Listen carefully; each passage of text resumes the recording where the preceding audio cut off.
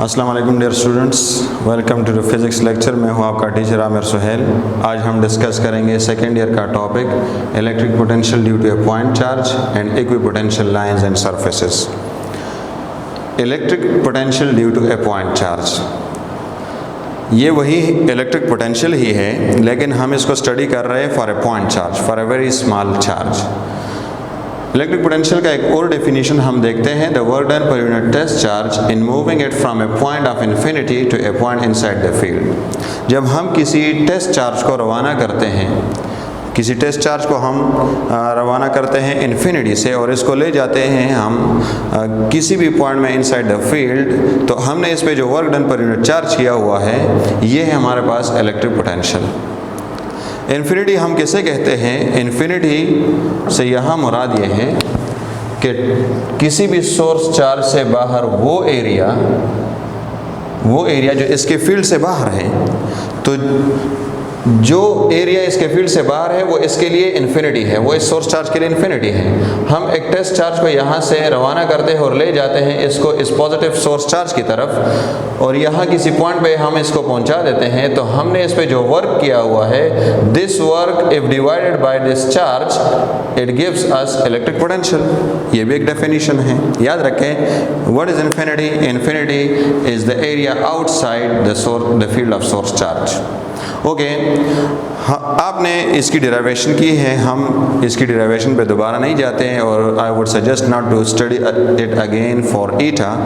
अब इसको दोबारा पढ़ें मत, सिर्फ इसमें जो ज़रूरी बातें हैं वो ये हैं कि work done from A to B is K q small q. याद रखें कि यहाँ स्मॉल क्यू है हमारे पास 1 over R B minus 1 over R A. अगर आपको कोई क्वेश्चन दिया जाए और उसमें 2 पॉइंट्स का डिस्टेंस गिवन हो और चार्जेस गिवन हो, तो आप आसानी से work done from A to B मालूम कर सकते हैं। ये भी याद रखें कि यहाँ पहले 1 ओवर आर बी आ रहा है और यहाँ 1 ओवर आर ए आ रहा है, यानी जो बाद में है, जो फाइनल है वो पहले आएगा और जो इनिशियल है वो बाद में आएगा। 1 to 2 हो जाएगा तो यहाँ 2 to 1 हो जाएगा, ठीक है। और फिर हमारे पास electric potential from A to B is K capital Q without small q. अब यहाँ पर हमारे पास टेस्ट चार्ज नहीं है, ये भी याद रखें। और यहाँ भी वही सीन है, 1 over R B minus 1 over R A, यहाँ भी वैसे ही बात है। जो हमारे पास जर्नल रिलेशन है, जो कि बहुत ज़्यादा इंपॉर्टेंट है इलेक्ट्रिक पोटेंशियल के लिए, that is V equals to k q divided by r. हमारे पास इलेक्ट्रिक पोटेंशियल 3 चीज़ों पे डिपेंड करता है। के मीडियम पे, चार्ज कौन सा चार्ज है? Source charge. आर कौन सा distance from source charge to the point of concern. जिस पॉइंट पे आप स्टडी कर रहे हैं वहाँ उस पॉइंट का सोर्स चार्ज से फासला।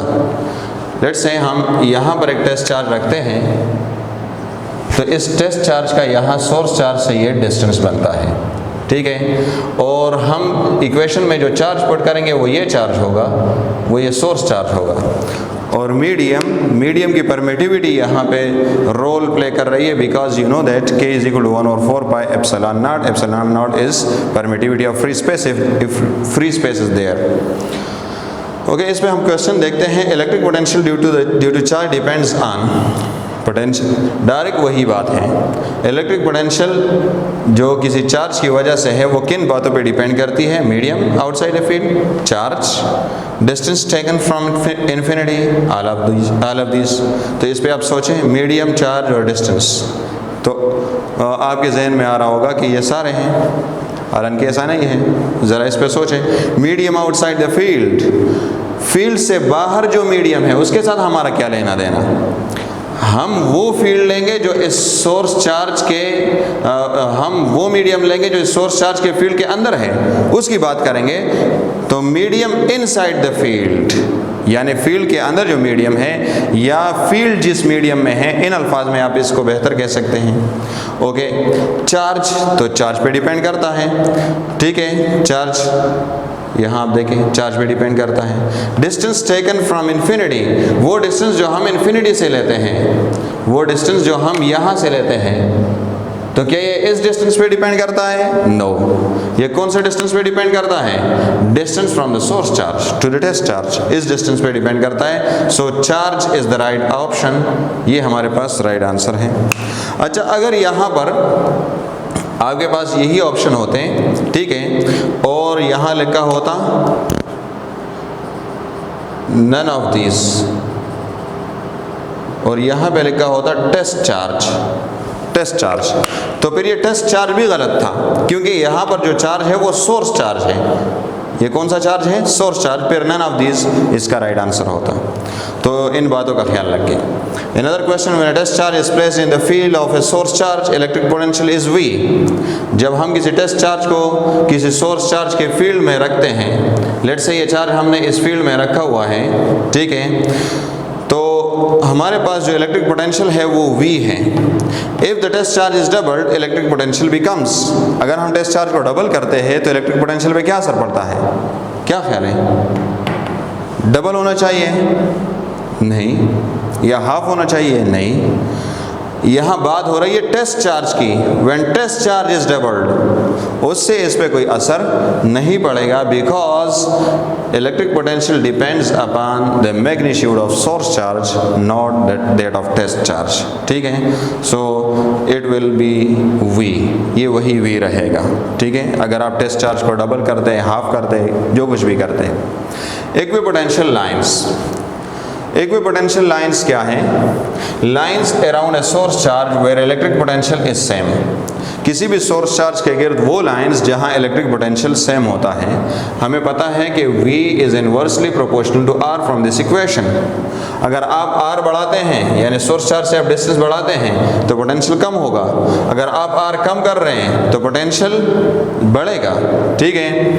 अगर आप और सुने, अगर आप चार्ज को सेम रखें, दीगर कंडीशंस को भी सेम रखें, तो पोटेंशियल डिपेंड करेगा सिर्फ R पे, पोटेंशियल डिपेंड करेगा सिर्फ R पे, ठीक है। हमने चार्ज सेम रखा हुआ है, तो बताएं कि इर्द गिर्द एरियाज में जो पोटेंशियल है वो किस चीज़ पे डिपेंड करेगा?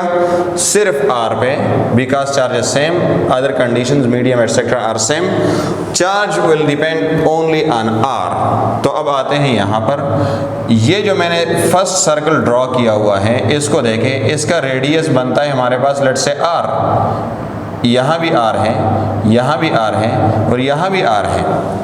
तो अगर ये डिस्टेंस इस सर्कल का इस सोर्स चार्ज से सेम है, तो इस पूरे एरिया में इलेक्ट्रिक पोटेंशियल सेम होगा कि नहीं होगा?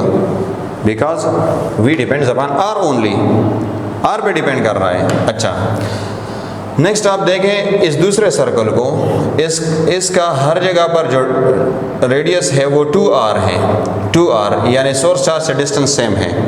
सिर्फ ये बात है, 1 सेंटीमीटर आप पहले वाले को ले सकते हैं, इसको 2 सेंटीमीटर ले सकते हैं, 2 centimetre 2 centimetre 2 centimetre means distance is same from the source charge. Electric potential will be same, electric potential हर जगह पर, हर पॉइंट पे इस सर्कल पे सेम होगा। और इसी तरह अगर ये 3R पे ये सर्कल या 3 सेंटीमीटर पे हमने हर जगह इस सोर्स चार्ज से बनाया हुआ है, तो यहाँ भी पोटेंशियल सेम होगा।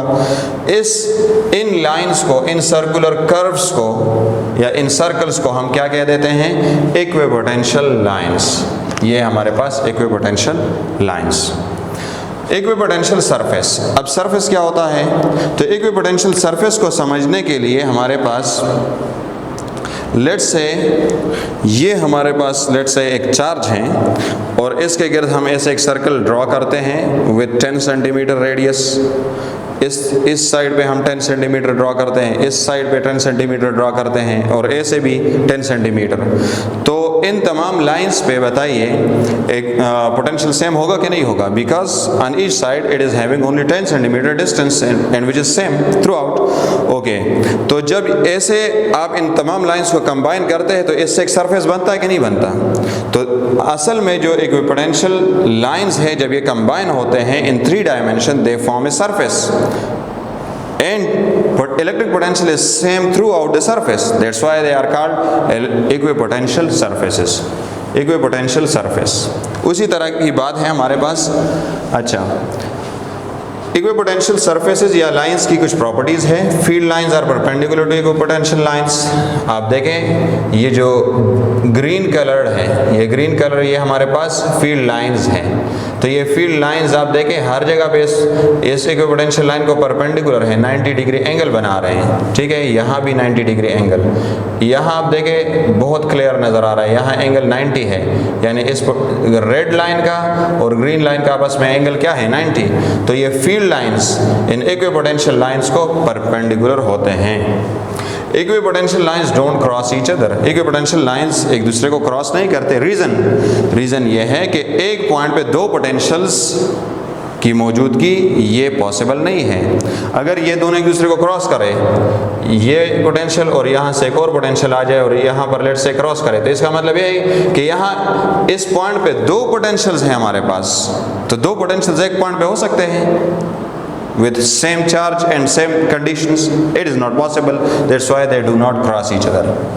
ये हमेशा सर्कुलर भी नहीं होते जैसे हमने ड्रॉ किए हैं। ये सर्कुलर कब होंगे?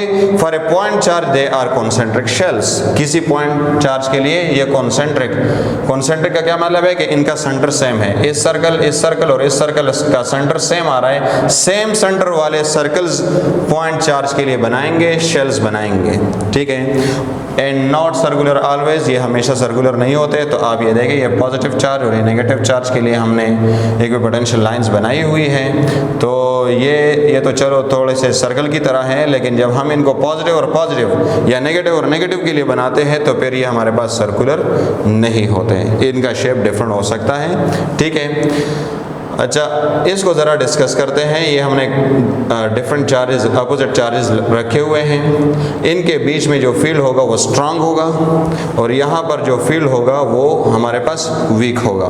यहाँ भी फील्ड वीक होगा, बिकॉज यहाँ पे दोनों चार्जेस की वजह से फील्ड है, इसलिए स्ट्रांग है। तो ये जो पोटेंशियल लाइंस हैं इनको हम नैरो बनाएंगे, तंग बनाएंगे, एक दूसरे के करीब होंगे, और यहाँ पर ये एक दूसरे से दूर होंगे, यहाँ भी एक दूसरे से दूर होंगे। क्यों?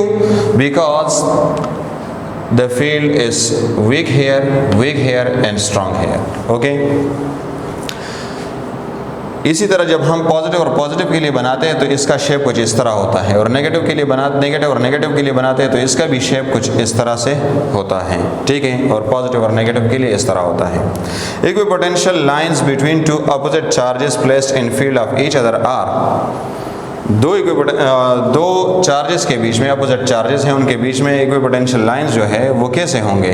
सो narrower inside and broader outside, ये वाला ऑप्शन सही है, option A is correct. Narrower inside, यहाँ पर नैरो है और यहाँ पर ब्रॉड है, ठीक है।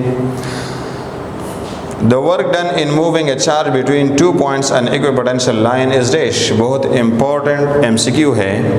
जब हम किसी इक्विपोटेंशियल लाइन पे किसी चार्ज को मूव करते हैं तो क्या उस पर हम वर्क करेंगे? लेट्स से हमारे पास एक इक्विपोटेंशियल लाइन है और मैंने इधर से एक टेस्ट चार्ज को रवाना किया और इधर पहुंचा दिया, तो इस पे हम वर्क करेंगे। इलेक्ट्रिकल वर्क की बात कर रहे हैं, इलेक्ट्रिकल वर्क यहाँ पे हम नहीं करेंगे। इलेक्ट्रिकल वर्क यहाँ से पॉइंट चार्ज यहाँ तक पहुँच जाए, किसी भी पोटेंशियल इक्विपोटेंशियल लाइन पे दो पॉइंट्स के बीच में ये चला जाए तो हम वर्क नहीं करेंगे। कैसे? W is equal to V Q, ये हमारे पास वर्क का रिलेशन है इलेक्ट्रिकल वर्क का, अभी हमने डिस्कस किया। From V is equal to work done per unit charge, दूसरे लेक्चर में था हमारे पास। So V is equal to work done per unit charge and W is equal to V Q. W is equal to VA minus VB, higher minus lower into Q. यहाँ पर देखें कि जब हम इसको इधर लेके आते हैं तो यहाँ पोटेंशियल लेट से हमारे पास 3 वोल्ट्स है, तो यहाँ पे कितना होगा? यहाँ भी 3 वोल्ट्स होगा, इक्वी पोटेंशियल लाइन है। तो 3 वोल्ट्स माइनस 3 वोल्ट्स, हमारे पास आंसर क्या आएगा? 0, ठीक है। So 0 into Q, work done is equal to 0 is the right answer.